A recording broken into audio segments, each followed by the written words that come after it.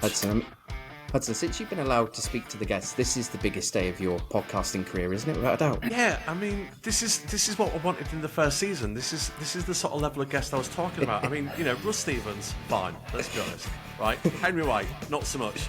But today we've managed to get an actual proper bona fide guest. This could have been, let's be honest, episode 100, dare I say, of the last one. This could have been like the top one, but we've managed. I don't know what you've done to get this person. I'll be honest, Young. Please welcome. It's Lance Burton. What? Wow, hey. This is so exciting. How are you guys? This is magic. I can't believe it. I'm sitting here at my farm in Kentucky, and you guys are on the other side of the pond, and we're chatting and seeing each other and doing an interview. And Lance, did you ever think in your magical career that you would ever reach the heights of the Magicians podcast? Did you ever even dream? I never. I didn't know what a podcast was when I was starting out. I'm sorry about him, Lance. Sorry about him. But I would like to definitely welcome to the Magicians podcast one of the greatest magicians of all time, Mr. Lance. Thank you very Burton. much. Sorry, Lance Burton. Will you stop? Okay. It is genuinely a very exciting day. And Lance, I mean, you've been a big part of our lives for the last 30 years or so, and it's just such a thrill to have you on. We've got a million questions, but I won't ask you all of them, definitely. But one of the first things I love is you popped up on our screen here, and you're wearing your Magic Circle MIMC badge, I assume in tribute to the Brits that you're talking to. Yes, I love it. This was given to me in, I think, July of 1996 by my good friend David Burglas, who was at my opening night. Well, we opened the show at the Monte Carlo June 21st of 1996. And then about a month later, 3 or 4 weeks later, we had our big press night. And it coincided with the Society of American Magicians convention being in Las Vegas. So there was a lot of magicians there at my big press night. And David Burglas was there. And then after the performance, he came up and he gave me this and inducted me, made me a honorary member of the Inner Circle of Magic. And so I break it out on special occasions. Well, we appreciate it. Have you ever been to the HQ in London, Lance? Have you ever made a trip over to see it? I've been to London many times, but I've never been able to go to the Magic Circle. So that's still on my bucket list. It's because it's never bloody open, is it, Hudson? That's so only open on a Monday. Unless you're free on a Monday. That's what somebody told me. And you were given the big award a few years ago, weren't you? I think it was the David Devant Award, but I'm not 100%. Was it? Yeah, no, there's two, aren't there? Yeah, I think the David Devant is for international services to magic, so that would be why you got that one. And I also presented Johnny Thompson with the award. Perhaps a year or so, maybe before that.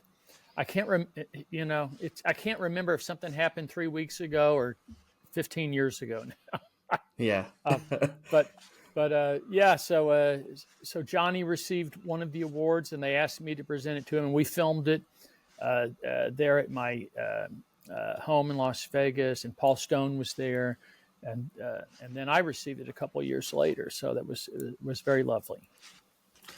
I'm apparently an adult, and I have financial responsibilities and things I should be getting on with.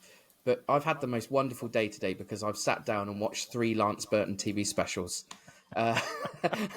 It's been absolutely brilliant. Which ones did you watch? And he's been sending them to me as well. I've been going, have you seen this? Have you seen this? Look, have you seen this? So it's pretty hard to find online the first one, Lance Burton, Master Magician, The Legend Begins. But I did find a YouTube channel that had some clips of it. So I sort of watched most of that. I also watched The Encounter and Top Secret as well. I couldn't find the On the Road one. Again, just a few clips of that, which I found. But actually, On the Road, it is on YouTube. Is it? I don't know how I missed it. In fact, during the pandemic, everyone was stuck at home. So I took the On the Road TV special and we showed it as a YouTube live event, and I had guests on. So I did the ladder levitation the Zany Blaney ladder levitation at the beach. And then after that, I brought on Walter as a guest and talked to him about his invention. So it was a fun, and I think it's still up. I think it's still up on my YouTube channel. Wow, wow. Lance, did you do some magic shows while that was going on? The short answer is no. I didn't get into doing Zoom shows, but the long answer is I did do a couple of Zoom shows during the pandemic. My doctor in Las Vegas, my general practitioner, was celebrating his 60th birthday, and he threw a birthday party. And invited me to his party and asked me if I would do a little magic. And it was a Zoom party, of course, because nobody could go out during that time.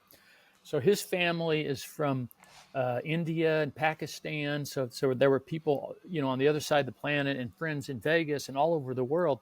So it was a nice little get together, and I did some magic. So it was actually kind of fun. I did a card trick with his brother who was in India or Pakistan at the time, so it was pretty amazing. Invisible deck? It was actually, I think I did it had to be either the B wave or the trick with the card with all the names on the cards. Oh yeah, like the fill deck sort of thing. Deck, there's a couple of card tricks that all Zoom magicians got drawn to, and it was like the brainwave type thing, invisible deck, that type of thing. I thought if you're doing a card trick, you must have found the same path somehow. We all did it independently. Yeah, exactly. And that I found that both of those tricks worked great on Zoom. I've done well since we all learned how to Zoom during the pandemic.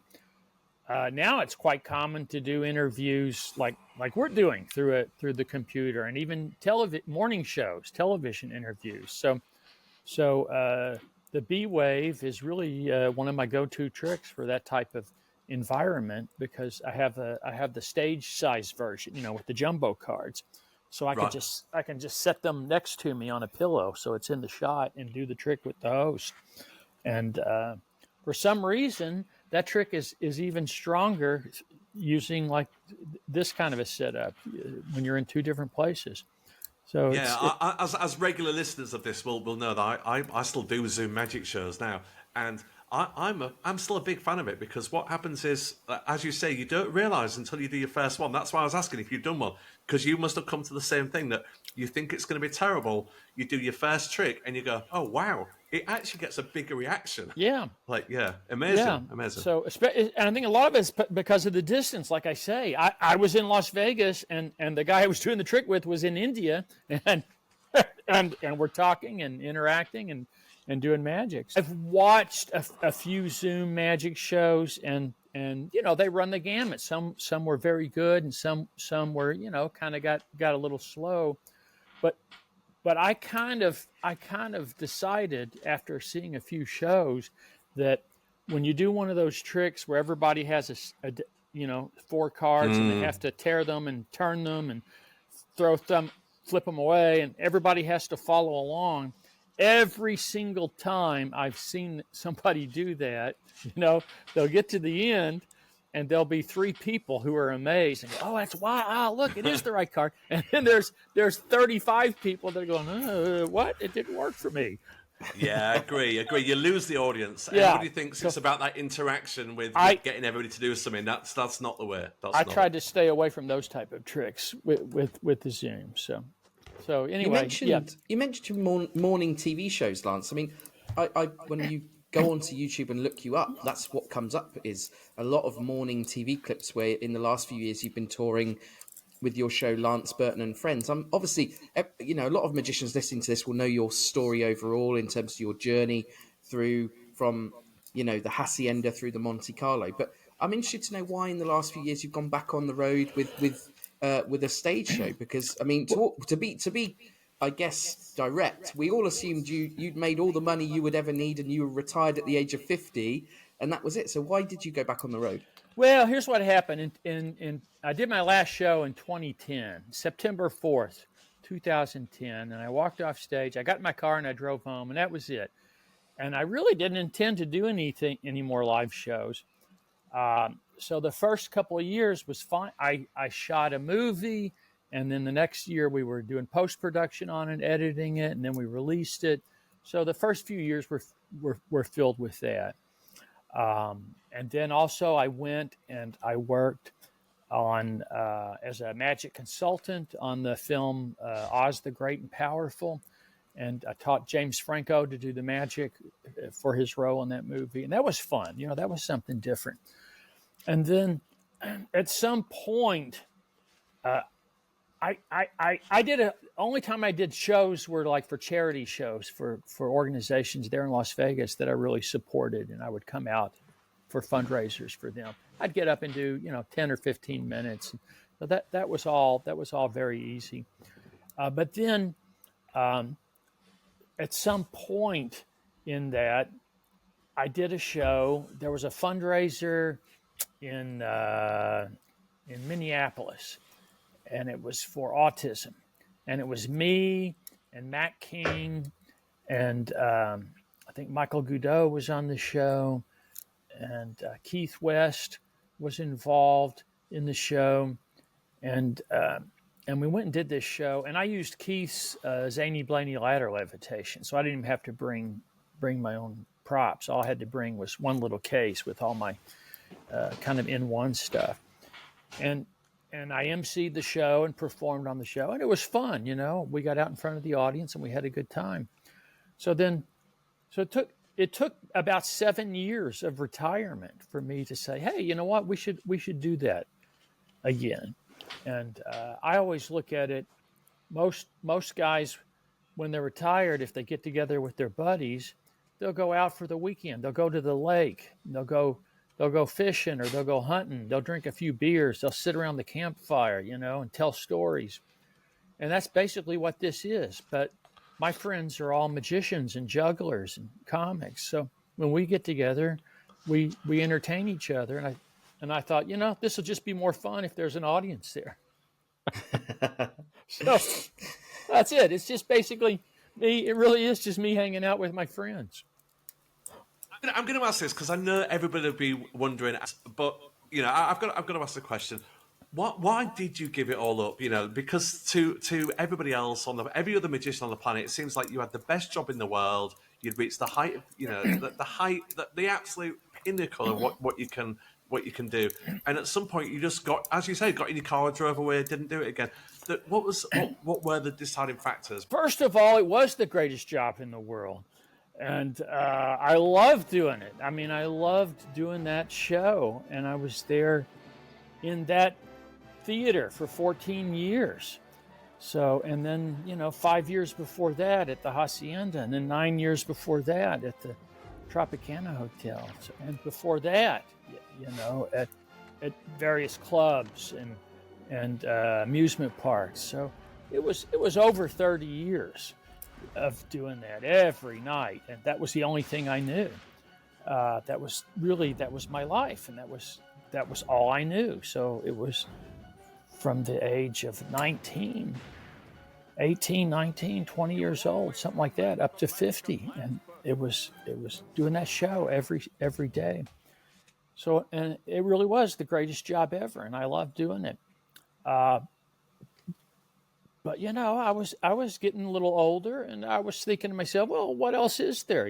This has been fun, and I did it. And you also start to look around and go, what's the end game here? Do you just wait and see what happens, or do you write your own exit? And right. I really, number one, I really didn't want to be that guy that everybody goes, oh. You should have seen him 30 years ago. Why isn't he stopped when he was at the peak? Poor old guy. Yeah. He used to be so good. Mm. Did that change quite quickly, though, Lance? Because my understanding is you had a 13-year contract at the Monte Carlo, and then you signed a 5-year extension, didn't you? But you only did 1 year of that that's incorrect. That's incorrect. Oh, is it? Okay. What happened was I had a 13-year contract. I did the 13 years. And we agreed on a 5-year extension, and we signed a letter of intent a year before. So So I gave them 12 months. I gave them an entire year to come up and let's finish this contract. And they never did. And so I was like going, these guys are jerking me around. And by the way, these were not the people I made my deal with originally. The hotel had been sold by that point. This was a new people that had come in. But they wanted to do another 5 years. But the deciding factor was this. I was afraid that if I stayed, someone in my cast or someone in the audience or perhaps me was going to be seriously injured or killed during the show. Wow. There was a lot of things in that show that was very dangerous. Just remember, I do the levitation, I'm floating 30 feet up into the air. I do the hangman, and I come down that chandelier. That's like 60 feet. That's like 6 stories coming down. And that chandelier is coming down into the middle of the audience. Any stage is a dangerous place. And you don't have to look very far to find instances in Las Vegas where artists have been injured or killed. Stagehands have been injured or killed. So I always took safety very, very seriously. And if something happened to one of my cast members or to one of the members of the audience, I don't know what I would do. I don't know if I could get out of bed the next morning. I'll tell you one. I won't go into all the details of why it was getting dangerous, but that I'll just say it wasn't from my side. I was doing everything I could to make this place as safe as possible. But I'll tell you one quick story so you understand what I was dealing with at the time. We had very good people that worked in my show, the cast and the people that worked backstage and the ushers, the people that worked front of house, and it was a well-oiled machine. We had 13 years, no major incidents. People get scraped and, bumped, sure. No major life-threatening incidents. And then all of a sudden, things started changing within the structure of the hotel. People come into a theater and the usher takes their ticket and shows them to their seat. That's what the ushers do as far as the public knows. But the ushers are also very involved in public safety. And in my show especially, there's a lot of cues. I got people running up and down the aisles in the audience. There's magic happening in the audience. I'm appearing in the audience. I got a chandelier coming down. Ushers are involved in all of that because they got to make sure nobody steps out into the wrong place in the house at the wrong time. You don't want a 2-ton chandelier to come down and bop somebody in the head. So the ushers are very critically important to the safety of the audience and the performers.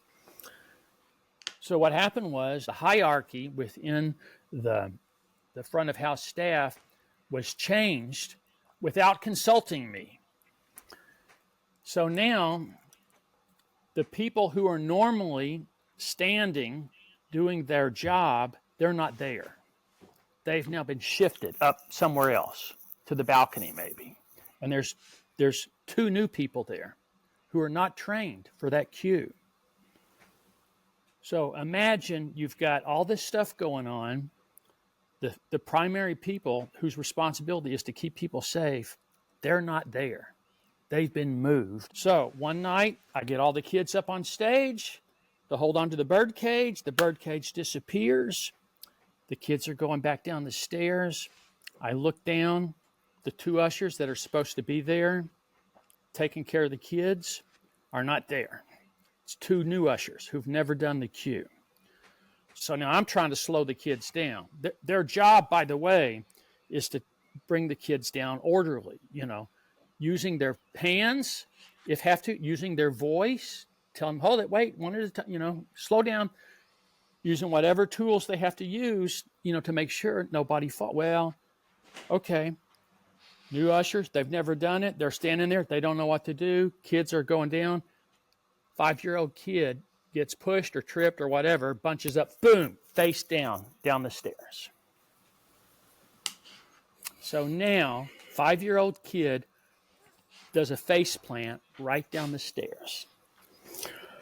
So now the ushers are there to pick the kid up. Instead of preventing the accident from happening, they're there to pick the kid up. And I'm there, because I'm thinking, oh, geez, this is nobody wants to see this. So now I walk off stage right after that to do a quick change. And my poor wardrobe mistress is standing there helping me do a quick change to get ready for the levitation. And I am cursing like a sailor.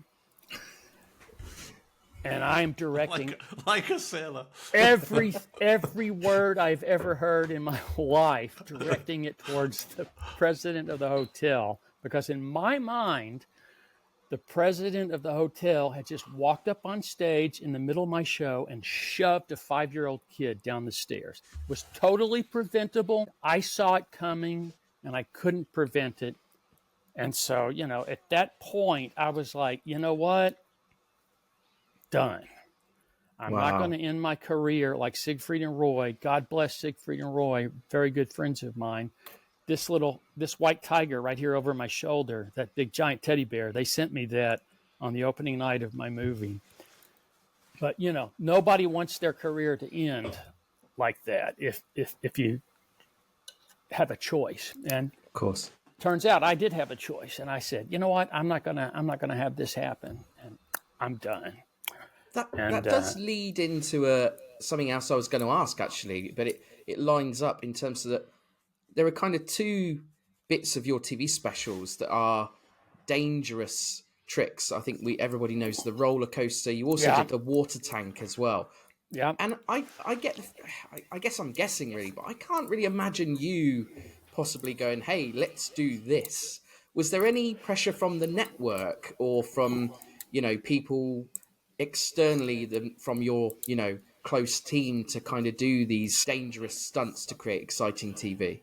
Yeah, that for a TV show, it's a little bit. Yeah, I get what you're saying. You don't want to ever. Well, first of all, it's an illusion, so you always play up the danger to make it exciting, TV show. Actually, the one that was the worst was the Buried Alive, which I did. Yes. For a different it was called The Hidden Secrets of Magic. That was really the most gruesome one that I ever did. But yeah, you want to make television exciting. So yeah, the networks like those kind of things, and I'm one of those people when we're brainstorming ideas. If something sounds really good, I've had this happen many times where they'll go, "Hey, why don't you do this?" And I'm, "Hey, oh, that sounds great. Yeah, let's do it." And then we get to the place that day, and I turn to my stage manager. And I always say, "Alan, you were sitting right there. Why didn't you stop me?"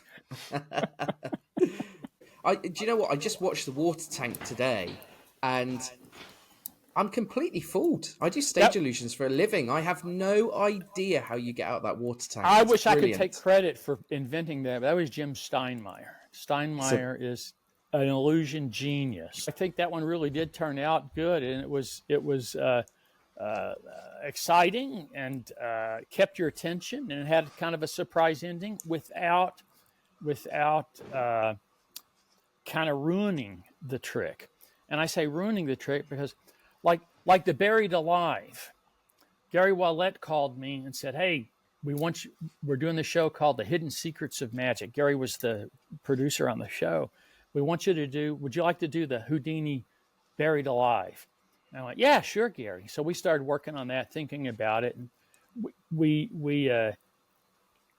the method we used was actually Gary's method. I had a couple of methods of my own, but we wound up using his method. But the ending of the trick was debated up until including the day we filmed it.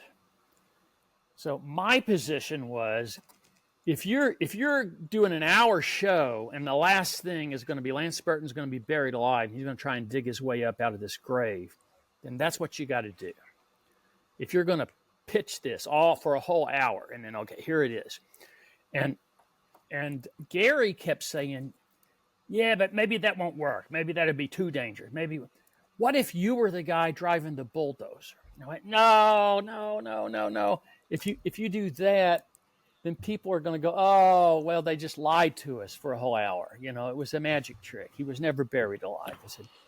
I kept saying, if we're going to do this, if we're going to say we're going to do it, then we got to do it. I got to crawl up through that dirt.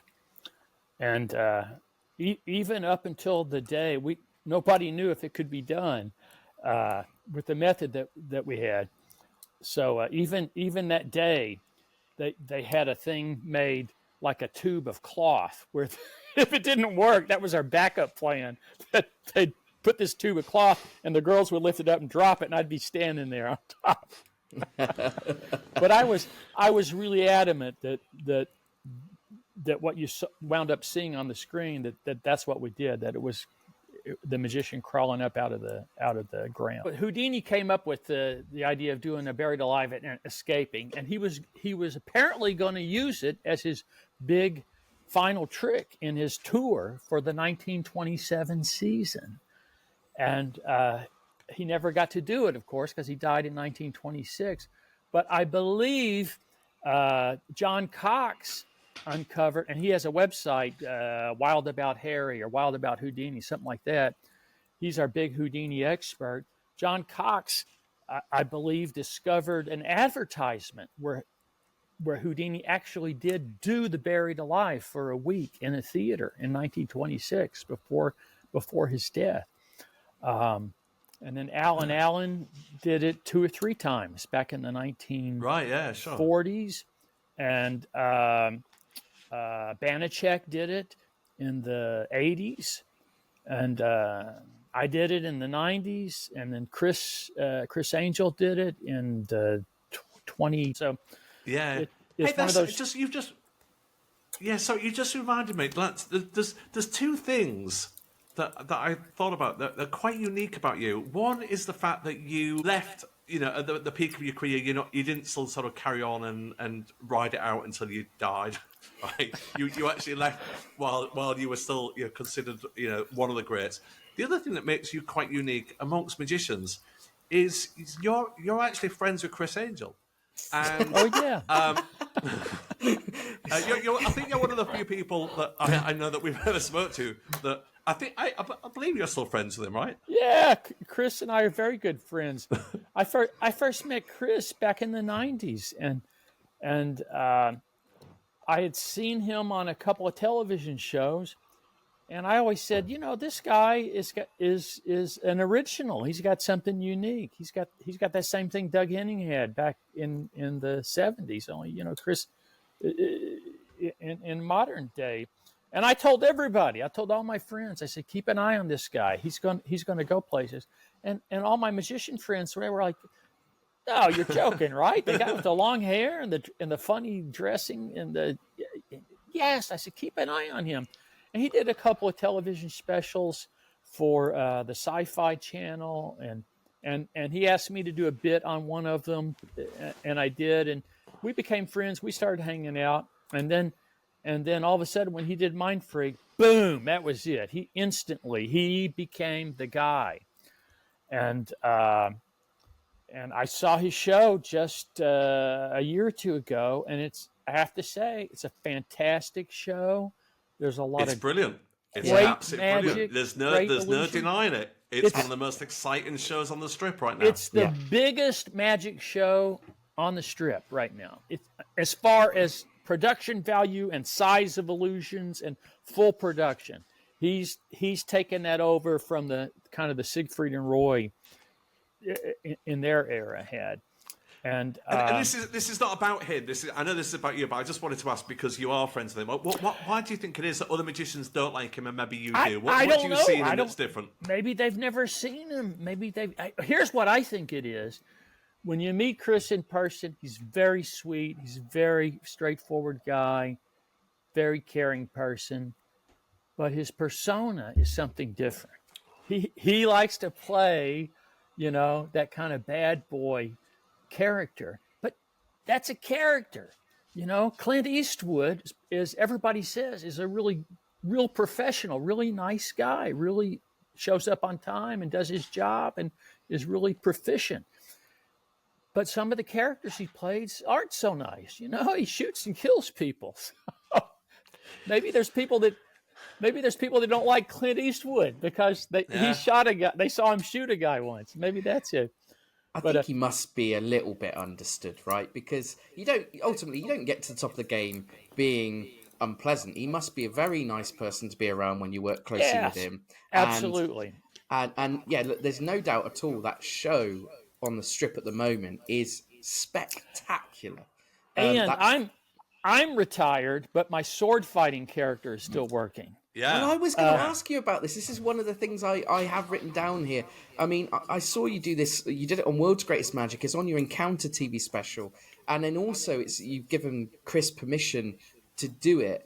What? I mean, it is genuinely the first time you see it. It is a holy cow moment in terms to what did I just miss? What was the development of that? Did it all come at once? The idea of him being a masked, phantom type figure, or did the actual switch come first? It's a long and winding. It started when Matt King and I I think we were about 17 years old, and we were at the Abbott's Magic Get Together in Colon, Michigan, and they had an afternoon show, which was an extra charge event that they used to raise money for the Lions Club. And the star of the show was Harry Blackstone Jr.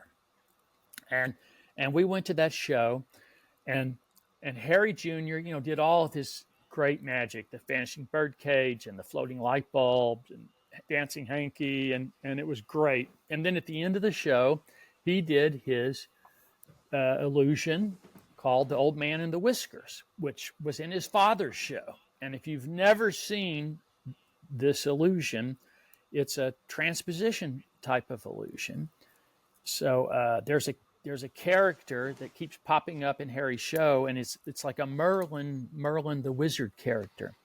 And actually, in the other room here at my house, I now own that costume. I bought it at the auction. Only thing I ever bought at the auction. But I have Harry Jr.'s costume for the Old Man at the Whisker. Anyway, it's a Merlin character. And at the end of and the Merlin comes out and does comedy bits. And at the end of the show, Merlin comes out with a gun and starts chasing Harry Jr. around the stage. Harry Jr. picks up a big cloth banner and to shield himself. And he holds his banner up in front of himself. And then he drops the banner. And now he's changed into a gorilla. And it's not that amazing because he's standing right next to the wings when this happens, So you're watching this. Harry's got this big cloth banner, and he lifts it up in front of him, and then there's a gorilla, and the gorilla throws the banner. Now the wizard chased the gorilla around the stage, shoots the gun off a couple times. The gorilla takes its head off, and it's one of Harry's assistants, a blonde girl with long blonde hair, and she's in the gorilla costume. Then the Merlin character fires the gun a couple more times, takes off his mask, and it's Harry Blackstone Jr. in the Merlin costume. So this is the closing of the Blackstone show, going back, I guess, to the 1930s. From Harry Blackstone Sr., and now I see Harry Blackstone Jr. do it. So he does this trick, and Mac and I are both floored. We are just fried.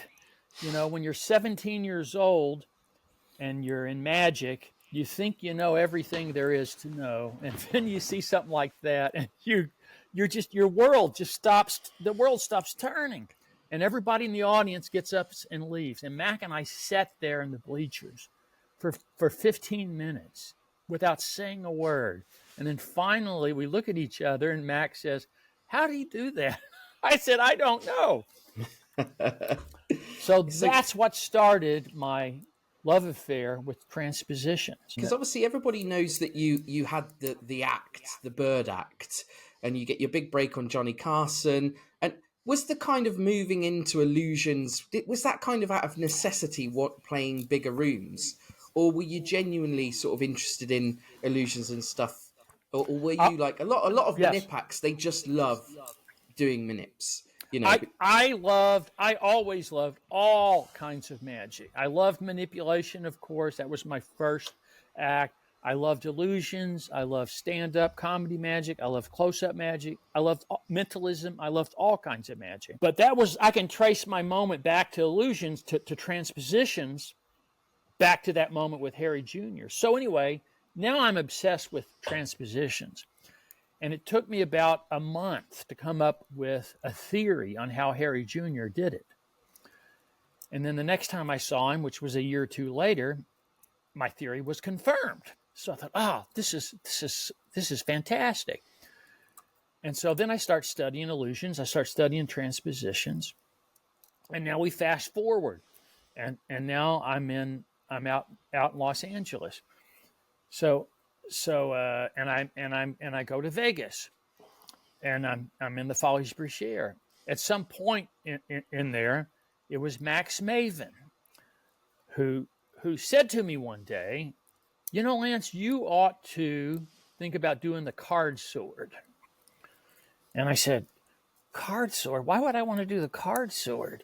And he says, well, just think about it. If you have a sword, think of all the possibilities with movement, you know, the fencing poses and different kinds of movement you could do with the sword.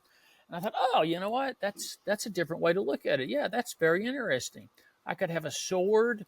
I could have, I could do the trick. I could have a fencing. What goes with that? Fencing outfit, fencing mask. Fencing mask. Wait a minute. Here's an opportunity for a transposition. So I'm telling you, I was obsessed with transpositions. And if you look at my TV specials and my live show, I did many, many, many transpositions in the show. In my live show in Las Vegas, I had 5 or 6 or 7 transpositions in the show, all different, of course, but all to the audience the same trick. The magician disappears one place and reappears somewhere else. So it was Max Maven that put the idea in my head with the card sword, and which led to the sword mask.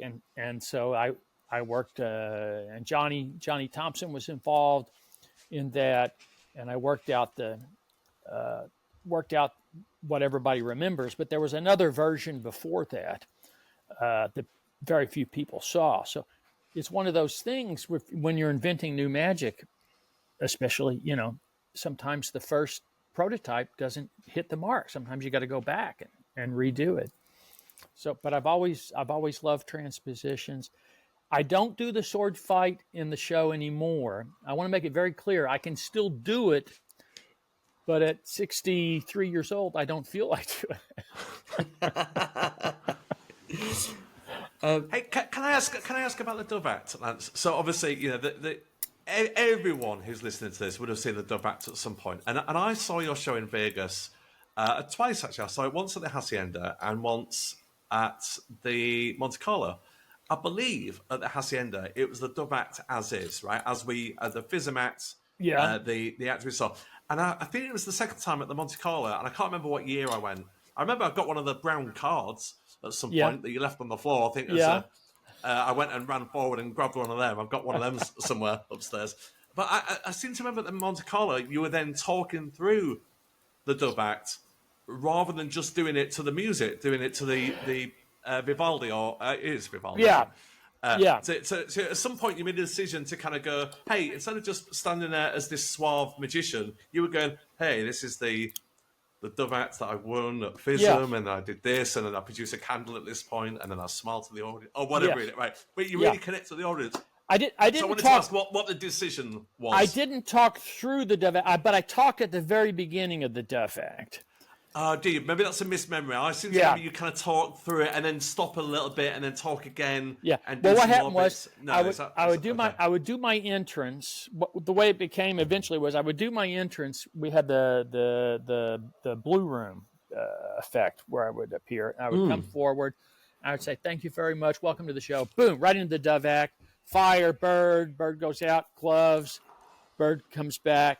And then as I'm rolling up my sleeves, I would do a little introductory remark, this is kind of my superstition I always open my show with this act, or whatever it was I was saying. It's been so long, I can't remember now. But it might have been something like that, kind of little introduction. Yeah. Now the I reason, remember you talking sort of into it. I definitely remember that, and I was thinking, what was the reason for it? Yeah. And then I said, I hope you enjoy it, and then boom, I'd be right back into it with the candles and stuff. So the reason was this, and this took a few years to put all the pieces together, because this was something that Johnny had talked to me about, and I think Ravine also. Johnny Thompson, is it? Johnny Thompson and also Peter Ravine, both of them were saying to me, Lance, when you were in the Follies, you came out and did the Bird Act. That was fine. No talking. But now you're fronting the show. You're the star of the show. Something feels a little off. That you're not saying anything to the audience for the first 8.5 minutes. And going, okay, yeah, I understand what you're saying, sure.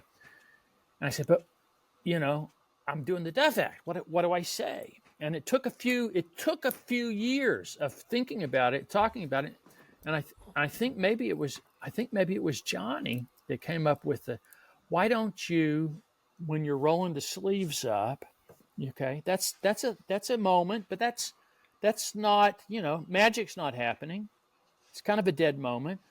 As you're doing that, why don't you say something there? Okay, what do I say? He said, well, why don't you talk about, this is the act that you won the world championship with, your first American to win. Oh, okay, I can do that. Yeah, sure. So that's kind of the thought process. And you know what? They were right, because the success rate was higher. And when I say success rate, this is what I mean. If you're a magician and you're going out on stage, you're going to do magic for people, you're going to amaze them. So that's just a given, We hope you've rehearsed and your magic's good. And okay, so we know people are going to go, oh, that's amazing. But that's not success. When I say success rate is, what is the moment in the show when the audience all goes, oh, I love this guy. There's a difference between, oh, this guy's really good. And you want him to do that, but you also want him to say, oh, I love this guy. I'm so happy I'm here with him tonight. That's the goal. So anything you can do to make that happen earlier, the better your show's going to roll. If the show's going horribly wrong, sometimes it's not till the second half of the show. If it's a really tough crowd, I'll always do the trick I call the magic hands, where I dress the guy up in the cape and the hat, and it's my hands doing the magic, because that always wins them over. The guy from the audience doing his own act. But it's usually in the show. It's usually about the point. When I get all the kids up on stage for the Vanishing Birdcage, that usually wins them over, where they go, oh, okay, this guy's okay. He doesn't take himself that serious. Yeah, I really thought it helps you connect to the audience, and I didn't know if that was the exact reason, or maybe you've just done that act for so long, you were kind of a bit bored by it, and going, this is the acts that I will work with, but it really helps you to the audience that absolutely love you from the start. Yeah, I don't believe in changing your act because you're bored with it. This is your job, You're paid to do this, so it doesn't matter if you're bored with it. That's these people. That's their first time seeing it. Actually, that's an interesting question. Is there any bits in the show that you were bored with that you didn't? Most people say, what's your favourite trick? What was your least favourite trick to do in that show? What was the bit that you kind of got to and go, oh, not this shit again? I liked every trick in the show, or it wouldn't be. If I didn't like it, it would be gone. Right. Lance, is it true that I heard the rumor once? I'm not sure if it's true. Is it true that you could call certain parts of the show as it was going on, because it was such a well-oiled machine? Yes. So whereas most people would have a show and it's completely locked in every night, you could keep it and change it as it was going on. Is that true? How did that work? I would feel the audience out, and I would be looking at the audience, who I'm going to pick for my audience volunteers, and when I get the kids up on stage for the Vanishing Birdcage, that's an audition also. I'm looking at the kids going, okay, there's a little boy I can use for the Miser's Dream and Vanish in the Car. Oh, there's a little girl I can float in the air for the Zany Blaney. I'm looking at the audience also. So I'm keeping, and even before the show, I peek out to see what we have to work with that night. So especially in the second half of the show, I had an audience participation spot, and I had an illusion followed by an illusion spot. So in the audience participation spot, I had 4 different tricks that I could choose from. So it could be the magic hands, the Zany Blaney ladder levitation. It could be the audience dismembered, and it could be the eggs from the hat. Yeah, so I had 4 tricks for that spot.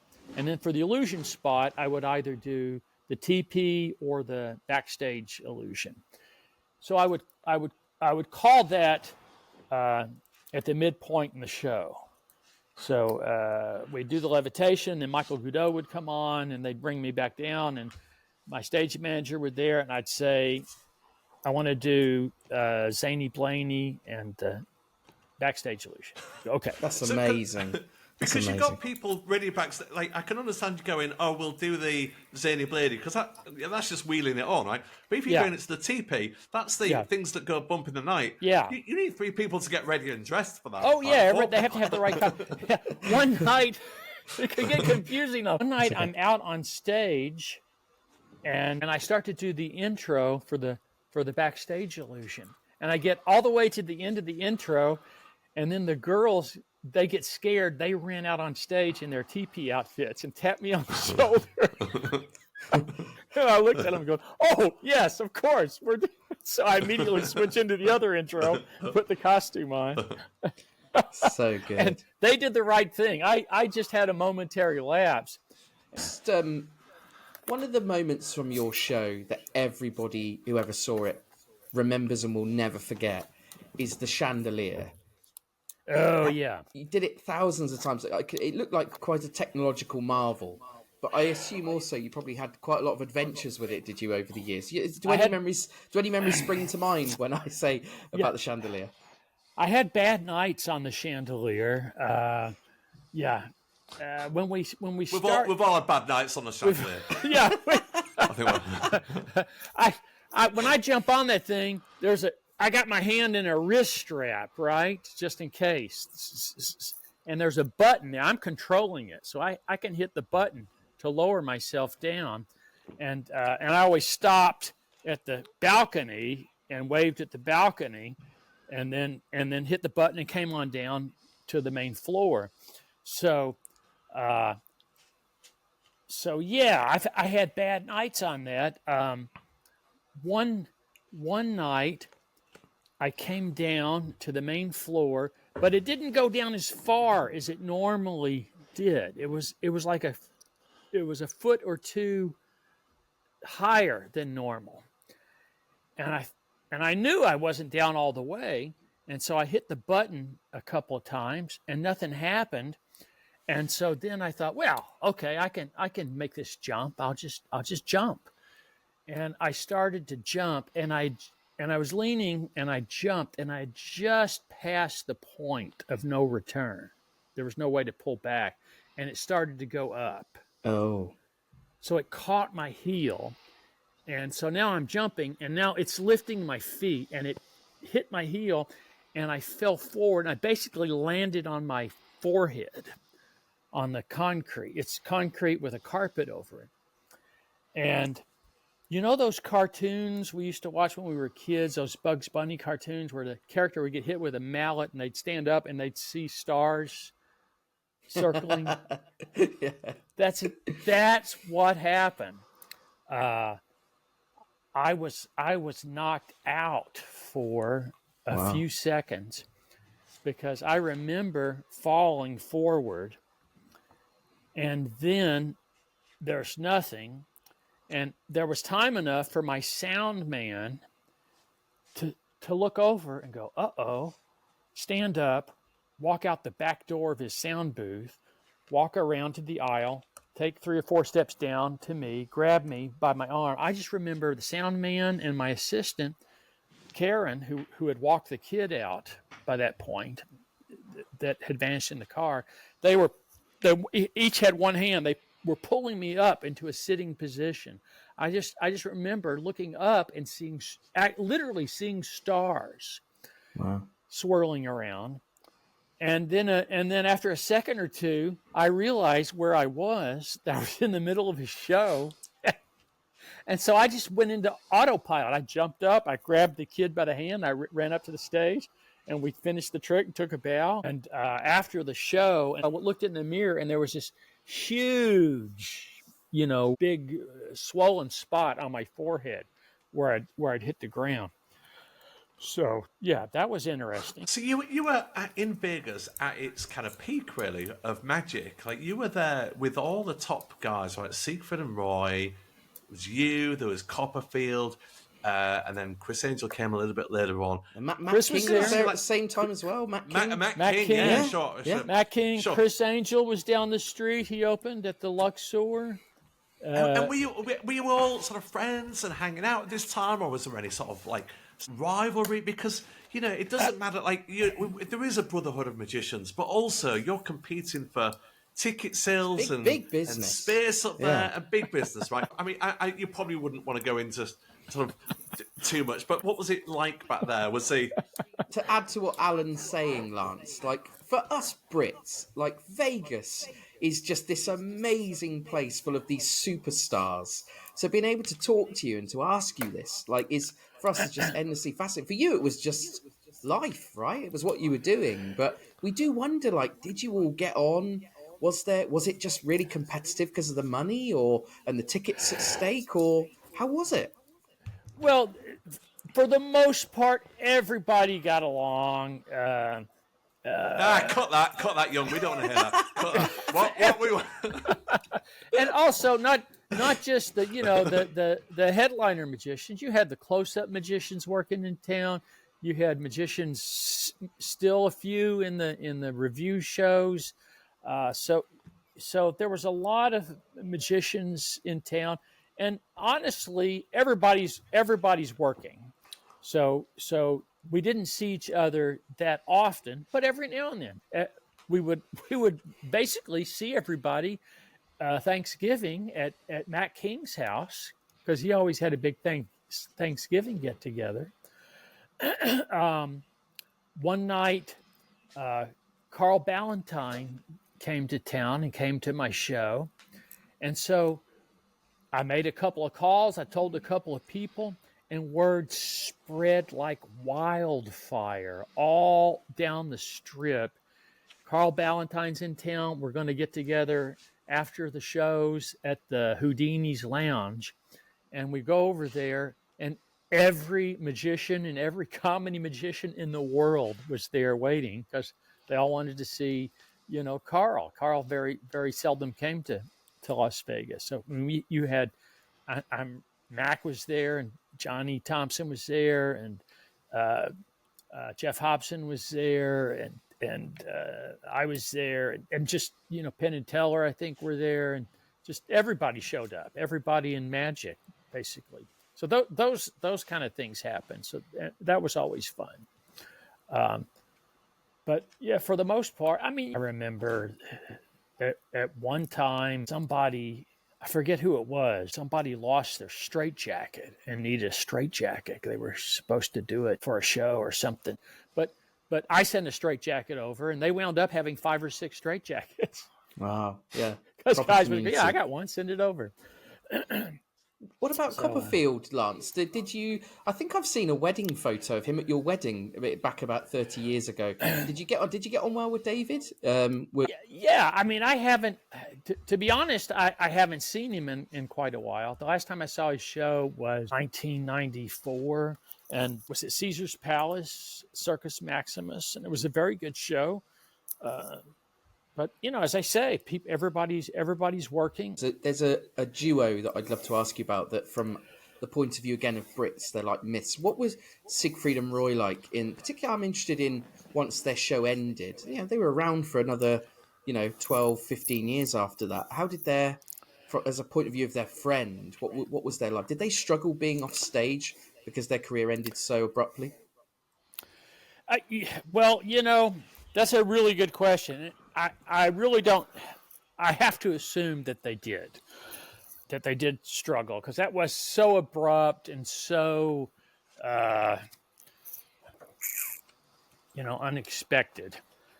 I'm just looking through here. I know I got a picture with Siegfried and Roy. Here we go. That was about the first. This picture was about the first or second week I was open at the Hacienda Hotel.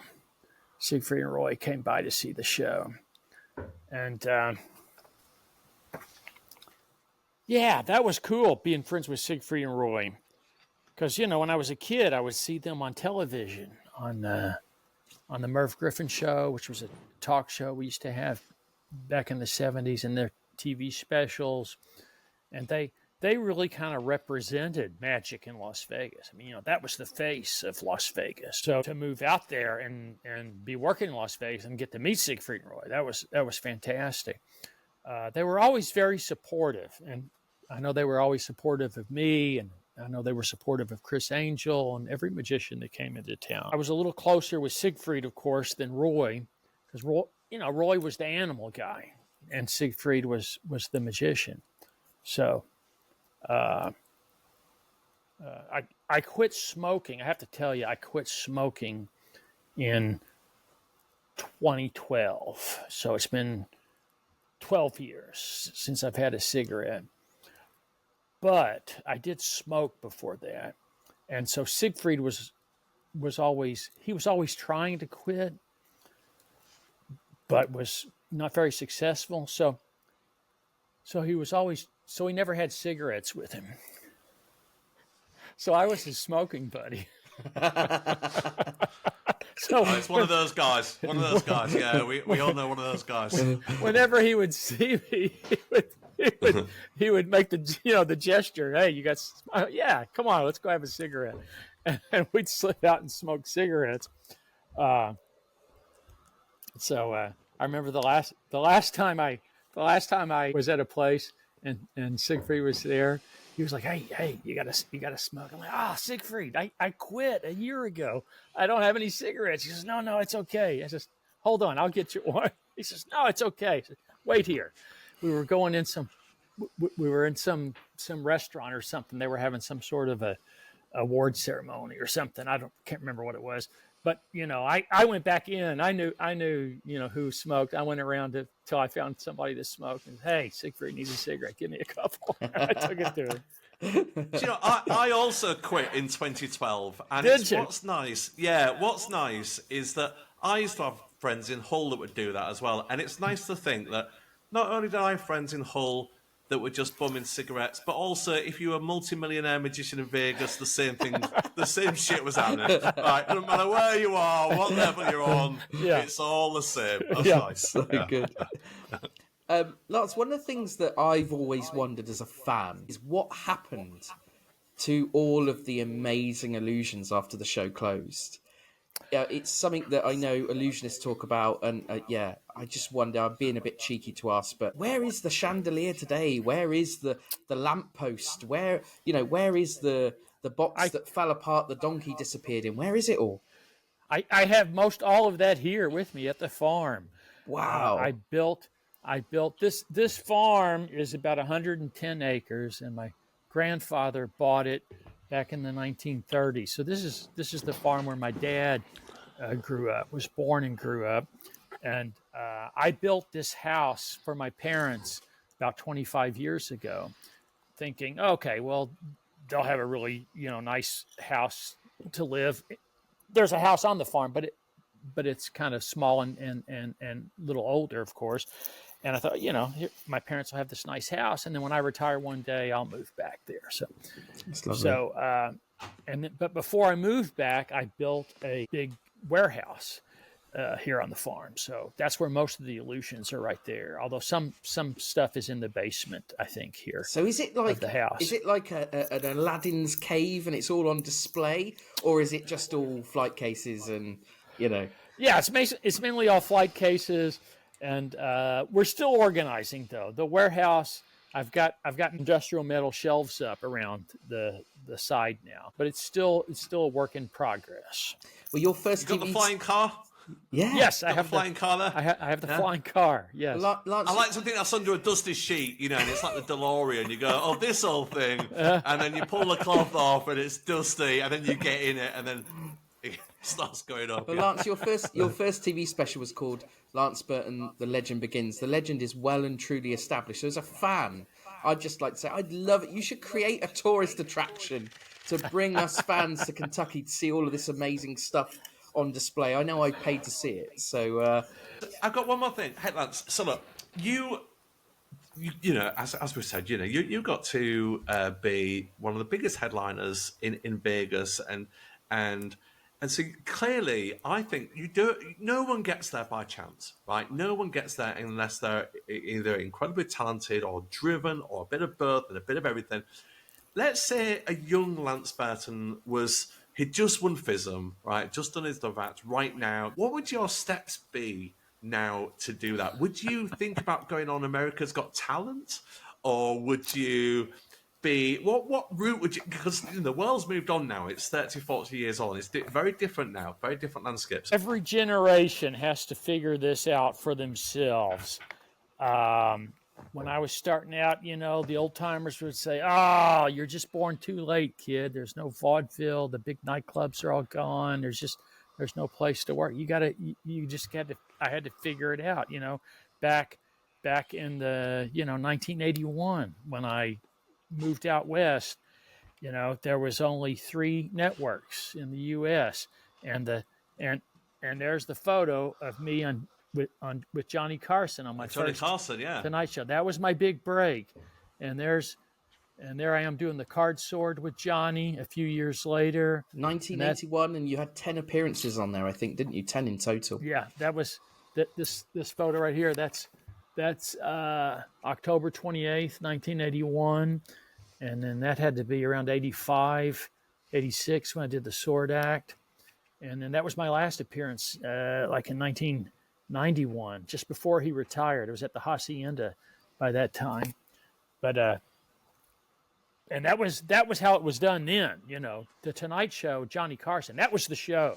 If you could go on the Tonight Show and score, that was your career. And every young comedian, every young magician, that's what they were shooting for. That's what they were working on. But as you say, today it's a different landscape. The Tonight Show's still around, but it doesn't have the game all to itself like it did back 40 years ago. There's a lot of competitions, but you have America's Got Talent, Britain's Got Talent. You have the whole internet thing. So would you do it? Would you do the America's Got Talent? I can't imagine Lance stood up there with Simon Cowell going, "Yeah, I like the doves, but can you do it with anything bigger? Chickens or something." Because you know what it's like. Would you do that? I have a hard time. I have a hard time watching the show. I know there's friends of mine have gone on that show and started their career off of that show, and they got something out of it. They used the show to their advantage, but I can't get past the kind of the mean spiritedness sometimes you see on the show, and I also have friends that went on the show that got lambasted and ridiculed on the show. People that had really great acts. So I kind of have mixed feelings towards America's Got Talent. But that's it. That's the question. Each generation, they got to figure out how to do it. But the main thing, my advice is always the same to young magicians or even old magicians: is just go out and do a lot of shows. Do more shows than you're doing today. Most magicians remember my career starting in October of 1981 when I did the Tonight Show with Johnny Carson for the first time. But what they don't realize is, even though that's when I started publicly, I was 21 years old. I was very young. Even at 21 years old, I had done that act 1,000 times in front of strangers, 1,000 performances. And that's because for the last 3 summers, Matt King and I had a job at a little amusement park here in Kentucky called Tombstone Junction. Small, tiny little Western theme park. And they had a little thing called the Red Garter Saloon. And we did 3 shows a day all summer long in that little saloon. So that's 21 shows a week for 3 summers. So you do that many shows, your act really makes leaps and bounds. It grows. You can try out new ideas, and that's how you polish your act. And that's really what I always tell people. That's the thumbnail. You got to do 1,000 shows. You got to have 1,000 performances under your belt in order to have a professional act. And by the way, it's not just me and Matt King. Every time I meet a great magician, I always ask them the same thing. What's your story? How did you develop your act? And every single one I talk to, Jeff McBride, Johnny Thompson, Norm Nielsen, everyone, all had the same story. They had a little place where they could go and crank out a whole bunch of shows. And that's always my advice to people starting out. Go do a bunch of shows and develop a really great act and a unique act. Paul Daniels, put his time in doing the working men's clubs there and became a phenomenon. He was a huge talent and a good friend. It's brilliant advice. I think what we want, me and Young, we wanted the shortcut, really, didn't we, Young? We wanted to see if there was like a shortcut way, shortcut of getting a show in Vegas. Yeah, I'm not so keen on the answer of just working really hard. That doesn't fly with me. Yeah, that's not what I wanted. I literally over the years have gotten messages from people, and you just don't know what to say to them.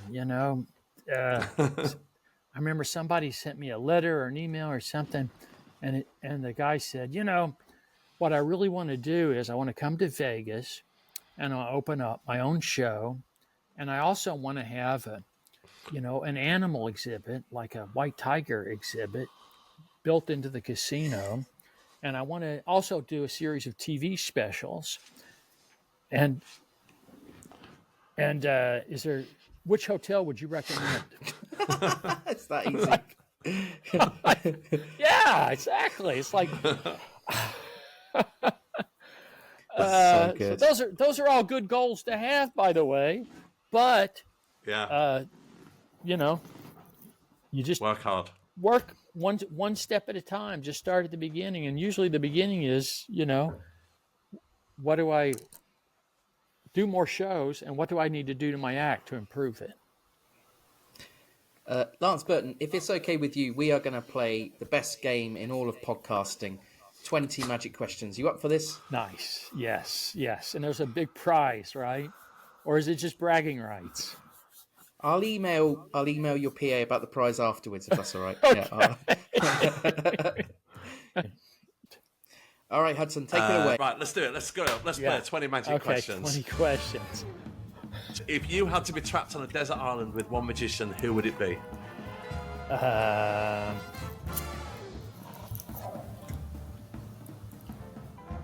Wait a minute. I had a good answer for this. No, I've blanked on it. Hold on. Wait a minute. We're off to a quick fire start. Wait. Why can't we start over? Wait a minute. Wait, I had a really I had a great answer, And then I forgot. Hold on. Wait a minute. Maybe I can Google. What you googling? Who would I be on a desert island with? I'm googling. Wait a minute. Hold on. If the answer I'm is Googling. Mac King at the end of this, I was going to say, how do you spell Mac King? Yeah. Oh, here we go. There it is. All right, I'm ready. Can you repeat the question? This is all staying in. I'm not editing any of this. If you had to be trapped on a desert, where's it gone? It's gone. Yeah. It's back.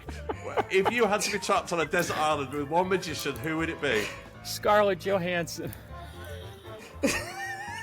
Scarlett Johansson. Yeah. Okay. That just came off the top of your head as well. That was so fast. Or Matt King. Oh, brilliant. Oh, 19 questions to go. Oh, wait. I want to change my answer. Wait a minute. No, hang on. Lance, do you know Scarlett Johansson? No, Charlize Theron. Oh, it's not even Scarlett Johansson. What is going on? Matt King in a wig. Matt King in a wig. Matt King in a wig. Let's say that. Right. Question number 2. Okay, what's the first thing you do in the morning? Coffee. Question number 3. The best magic show you ever saw. Harry Blackstone Jr., Cincinnati, Ohio, 1979. What's a magic trick you wish magicians would stop doing? That one with the spike where you crush the paper thing, that always gives me the willies. Yeah. Yeah, awful. Awful. Most famous person you've done a trick for. Queen Elizabeth II. Oh, we miss her. Yeah, she was a nice lady, and I performed at the Royal Variety Performance, and I did the math when she passed away. It was about halfway through her reign. What did she say to you, Lance, when she came along? Do you remember? She came along, and she stopped, and she leaned in, and she said, "Very interesting performance." At least she didn't say you flashed that second dove. Yeah, you know, no, and she didn't. I felt honored because she didn't speak to everyone in the line. Oh, interesting. Only a couple of people. But you can see her stop on the TV broadcast. You can see her stop and say that. It was very nice lady. The first magician you saw live? Harry Collins, and I was the volunteer from the audience. He did Miser's Dream on you, didn't he? That's the story, isn't it? Dream.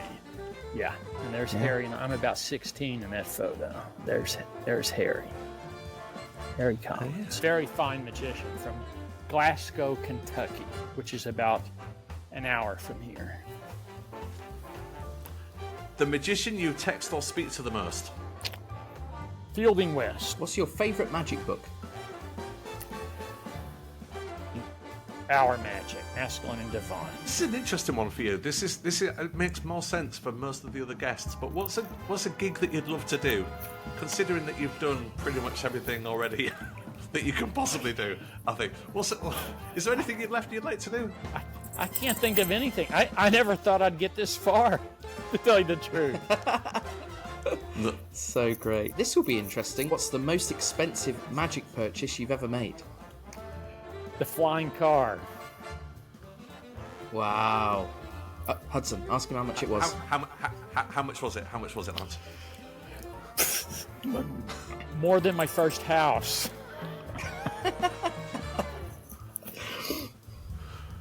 A trick or routine that you'd love to do but you can't. Floating light bulb. Harry Blackstone Jr.'s floating light bulb. Yeah. If you had to do an allusion to music, what song would you use? I mean, you did lots of allusions to music. This is a defunct question, really, but we'll still ask. We should have come up with Yeah. We should have come up with 20 different magic questions. Oh, we ask every guest the same question. That's the format. Yeah, That's the idea. it's got to be the same. It's got to be the same. I know. I get it. I'm gonna say Vivaldi, The Four Seasons. Oh yeah. I don't think it's going to work. It's not going to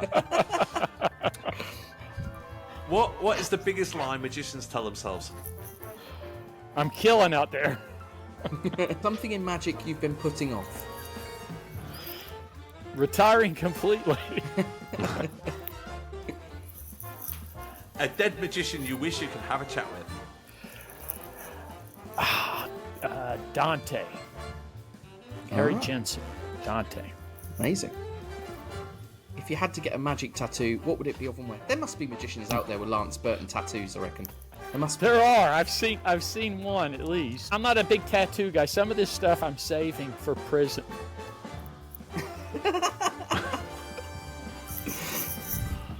Best place magic has taken you. Well, around the world. And then back to the farm, back to the beginning. So I like the idea of coming full circle, coming back to the starting point. It's really nice. What's the last thing you do at night? Watch a little TV. Who have you enjoyed speaking to more today, Young or Hudson? Charlize Theron.